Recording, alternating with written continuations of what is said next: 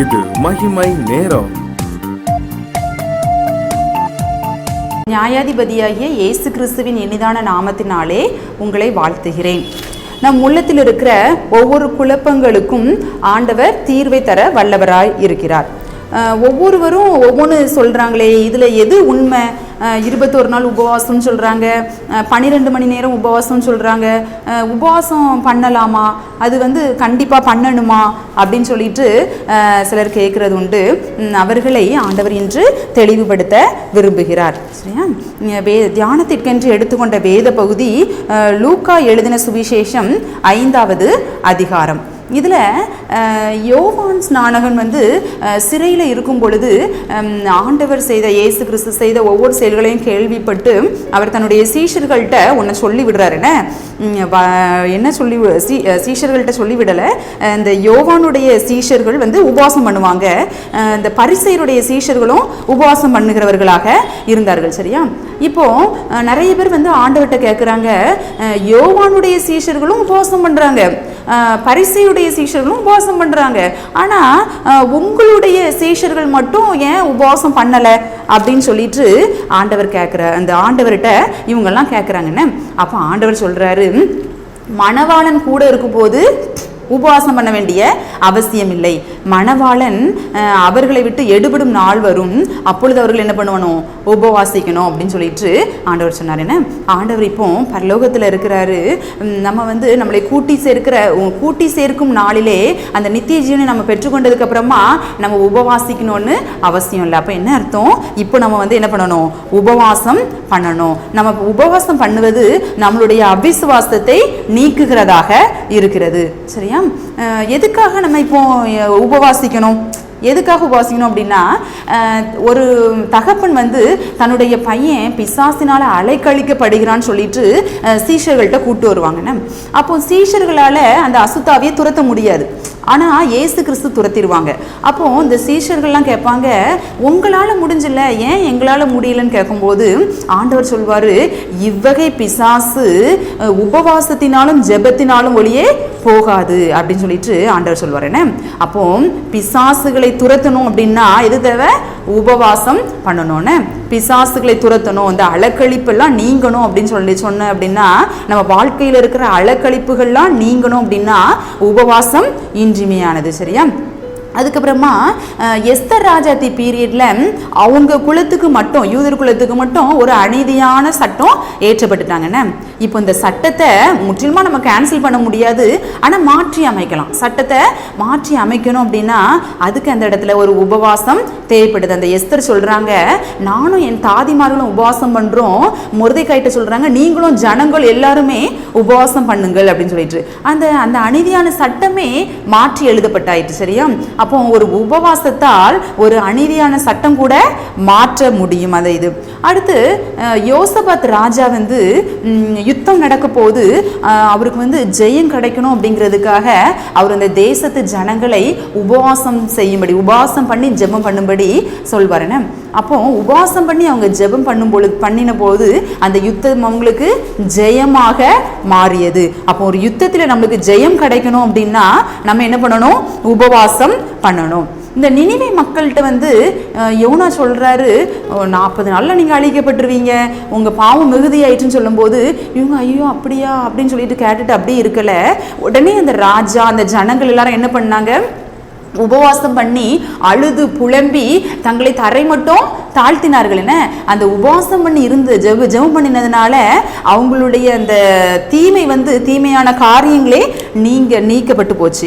யோவேல் எழுதின அந்த புஸ்தகத்தில் இருக்குது, 2ஆம் அதிகாரம் 12வது வசனத்திலே, நீங்கள் புலம்பலோடும் அழுகையோடும் உபவாசித்து என்னிடத்தில் மனம் திரும்புகள் அப்படின்னு சொல்லிட்டு இருக்கு. நம்ம ஒரு பாவத்திலிருந்து நம்ம மனம் திரும்பி வர்றதுக்கு கூட உபவாசம் பண்ணி வாங்கன்னு சொல்லிட்டு இருக்கு. என்ன உபவாசித்து அழுது புலம்பி நீங்க மனம் திரும்பி வாங்க, என்னிடத்தில் வாருங்கள் அப்படின்னு சொல்லிட்டு இருக்கு. அப்போ அப்போ நம்ம எதுக்காகலாம் நம்ம உபவாசம் பண்ணி ஜெபிக்கணும்? பிசாசை நம்ம துரத்தணும்னா உபவாசம் பண்ணி ப்ரேயர் பண்ணணும். யுத்தத்தில் ஜெயம் பெறுவதற்கு, அப்புறம் அநீதியான சட்டங்கள், தேசத்திலே ஏற்றப்படுகிற அநீதியான சட்டங்கள் மாறுதலாய் முடிவதற்கு, அப்புறம் நம்ம மனம் திரும்பி நம்மளுடைய அவருடைய பாதத்தில் வந்து சேருவதற்கும் நம்ம வந்து உபவாசம் பண்ணி ஜெபிக்கணும்னு சொல்லிட்டு ஆண்டவர் சொல்லுகிறார். யோவேல் எழுதின தீர்க்கதரிசி புஸ்தகத்தில் இருக்குது, பரிசுத்த உபவாச நாளை நியமியுங்கள் அப்படின்னு சொல்லிட்டு இருக்குது.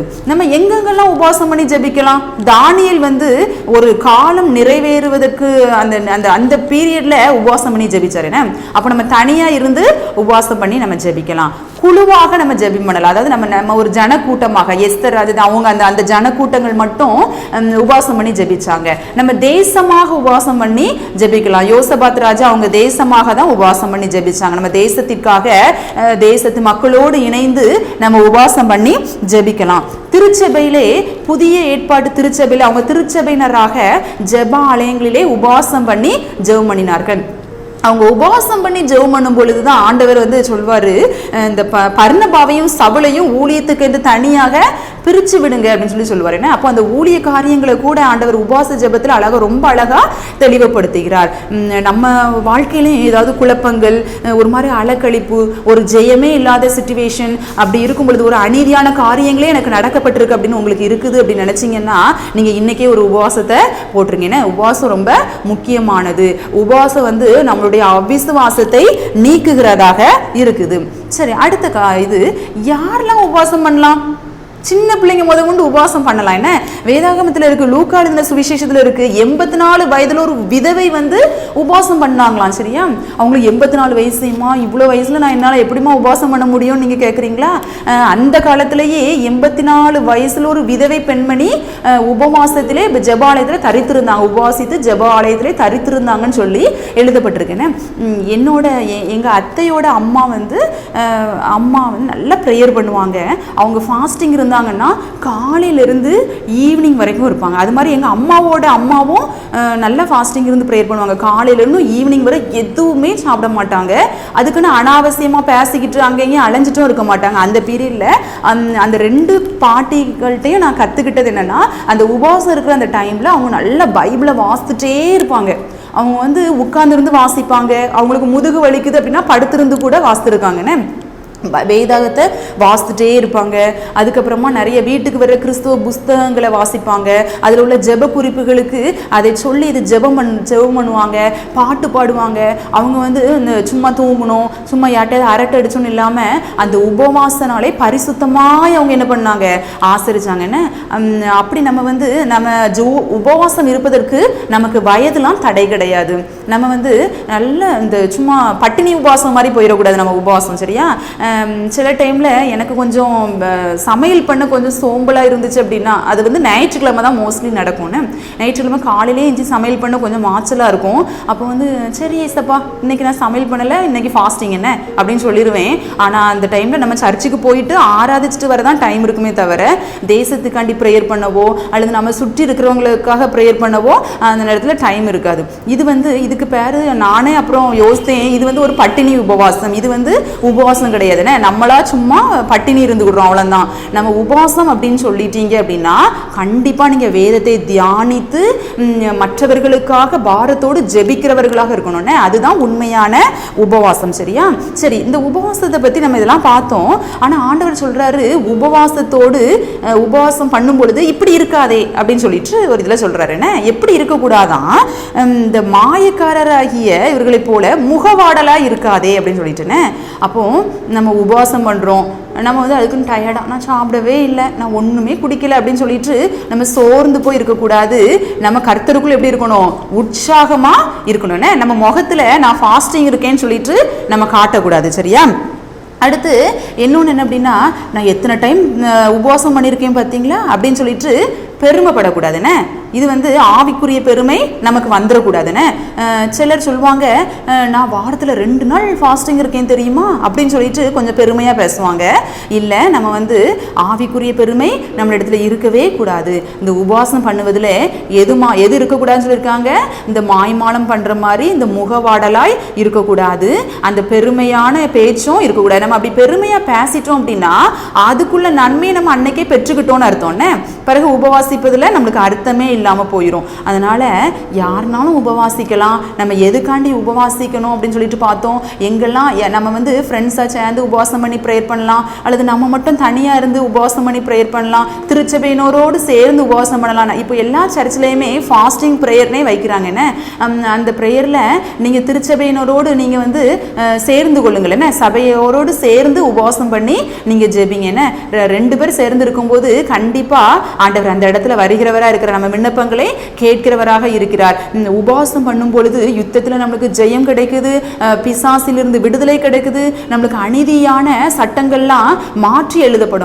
நம்ம தேசத்தில் நடக்கிற அநீதியான காரியங்கள்லாம் மாற்றப்படணும். உபவாசம் பண்ணி ஜெபிக்கும் பொழுது ஆண்டவர் இதெல்லாம் செய்ய வல்லவராக இருக்கிறார். ஆனால் இதில் ஒன்று மட்டும் கேர்ஃபுல்லாக கவனிக்கணும். என்ன கவனிக்கணும்? நம்ம வந்து நான் உபவாசம் இருக்கேன்னு சொல்லிட்டு முகவாடலாம் இருக்கக்கூடாது. நான் எத்தனை டைம் உபவாசம் பண்ணுறேன்னு தெரியுமா அப்படின்னு சொல்லிட்டு அதில் பெருமைப்படவும் கூடாது. கர்த்தர் தாமே உங்களை ஆசீர்வதிப்பாராக. ஜெபம். ஏசப்பா, இன்றைய தினத்தில் கூட எங்களுக்கு ஒரு தெளிவான வார்த்தையை தந்திருக்கிறீங்க. நன்றி ஏசப்பா. நாங்கள் என்னை ஜெபம் பண்ணி உற்சாகத்தோடு தேசத்துக்காக ஜெபிக்கிற பிள்ளைகளாக நாங்கள் இருக்கணும் ஏசப்பா. இப்பொழுது பார்த்து கொண்டிருக்கிற ஒவ்வொரு பிள்ளைகளுக்கும் ஜெபம் பண்ணுவதற்கு ஏசப்பா, உபவாசம் பண்ணி ஜெபம் பண்ணுவதற்கு அந்த பலனை நீங்கள் கட்டளையிடுங்க ஏசப்பா. நீங்கள் அப்படி அதற்கான கால சூழ்நிலைகளை நீங்கள் ஏற்படுத்தி தாங்க. நீங்கள் அப்படி செய்கின்றபடியால் உமக்கு நன்றி. ஆமேன். இயேசுவின் மூலம் ஜெபிக்கிறோம் ஜீவனும் பரிசுத்தமுள்ள நல்ல பிதாவே. ஆமேன்.